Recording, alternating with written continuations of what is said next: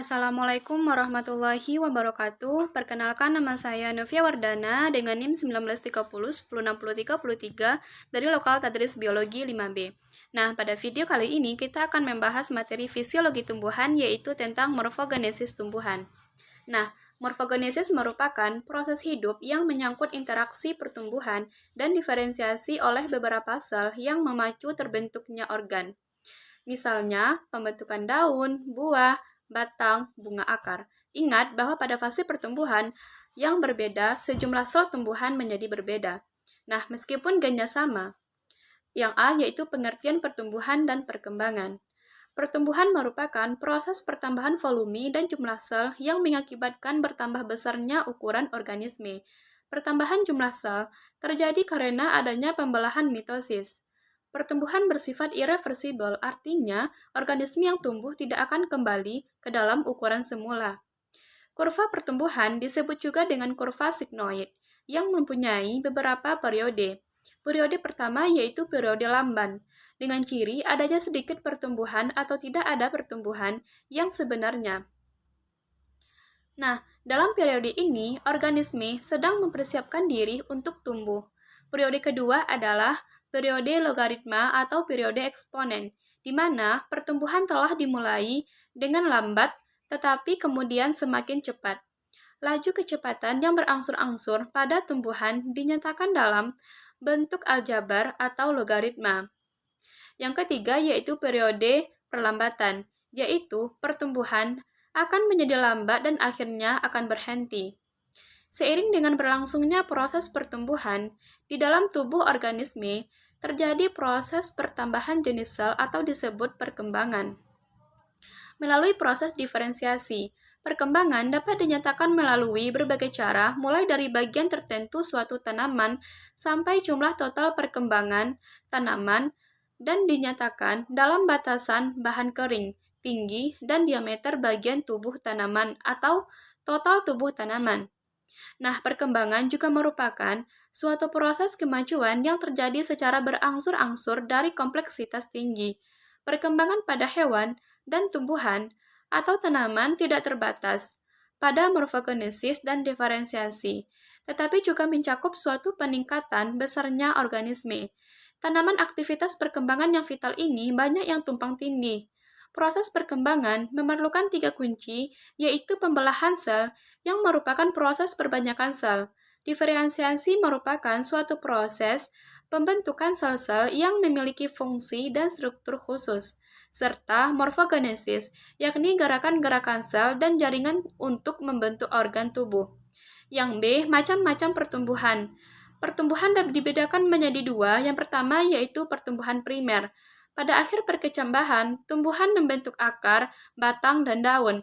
Pada ujung batang dan ujung akar terdapat sel-sel meristem yang dapat berdiferensiasi menjadi sel-sel yang memiliki struktur dan fungsi khusus. Aktivitas sel-sel meristem menyebabkan batang dan akar tumbuh memanjang. Yang kedua, pertumbuhan sekunder. Pertumbuhan sekunder merupakan macam pertumbuhan yang kedua. Jaringan permanen sebagai hasil diferensiasi pada ujung batang dan ujung akar dikotil terdiri dari jaringan epidermis, parenkim, kolenkim, sklerenkim, protofloem, protosilem, dan jaringan kambium, yang masih tetap bersifat meristematis. Jaringan kambium memiliki kemampuan membelah secara mitosis. Jika sel kambium membelah ke arah luar, akan membentuk sel floem dan dalam tetap sebagai kambium. Sebaliknya, jika membelah ke arah dalam sel, akan membentuk xilem dan yang luar tetap sebagai kambium. Yang C, kurva pertumbuhan. Kurva tumbuhan berbentuk sigmoid yang ideal yang dihasilkan oleh banyak tumbuhan setahun dan beberapa bagian tertentu dari tumbuhan setahun maupun bertahunan. Pada fase logaritmik, ukuran V bertambah secara eksponensial sejalan dengan waktu. Ini berarti laju kurva pertumbuhan lambat pada awalnya, tetapi kemudian meningkat terus. Laju berbanding lurus dengan organisme. Semakin besar organisme, maka semakin cepat ia akan tumbuh.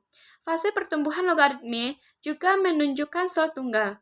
Fase ini adalah fase di mana tumbuhan tumbuh secara lambat dan cenderung singkat. Pada fase linear, pertambahan ukuran berlangsung secara konstan. biasanya pada waktu maksimum selama beberapa waktu lamanya. Laju pertumbuhan ditunjukkan oleh kemiringan yang konstan pada bagian atas kurva, tinggi tanaman oleh bagian mendatar, kurva laju tumbuh di bagian bawah. Fase senessensi ditunjukkan oleh laju pertumbuhan yang menurun saat tumbuhan sudah mencapai kematangan dan mulai menua.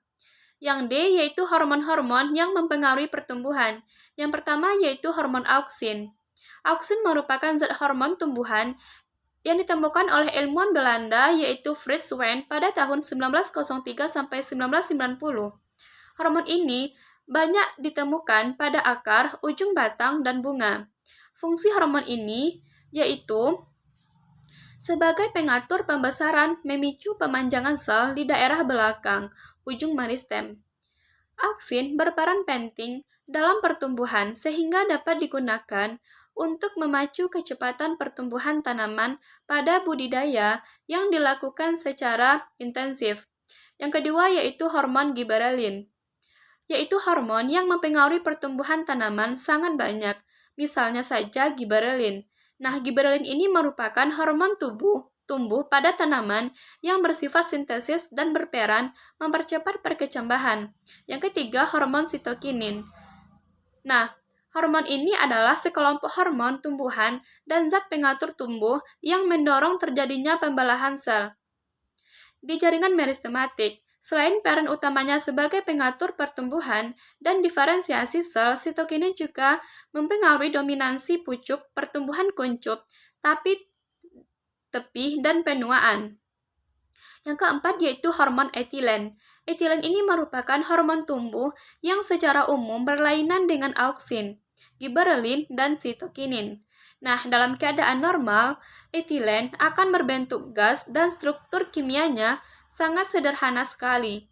Di alam, etilen akan berperan apabila terjadi perubahan secara fisiologis pada suatu tanaman. Hormon ini akan berperan pada proses pematangan buah dalam fase klimakterik. Nah, demikianlah materi yang dapat saya sampaikan. Terlebih terkurang, saya mohon maaf. Terima kasih. Assalamualaikum warahmatullahi wabarakatuh.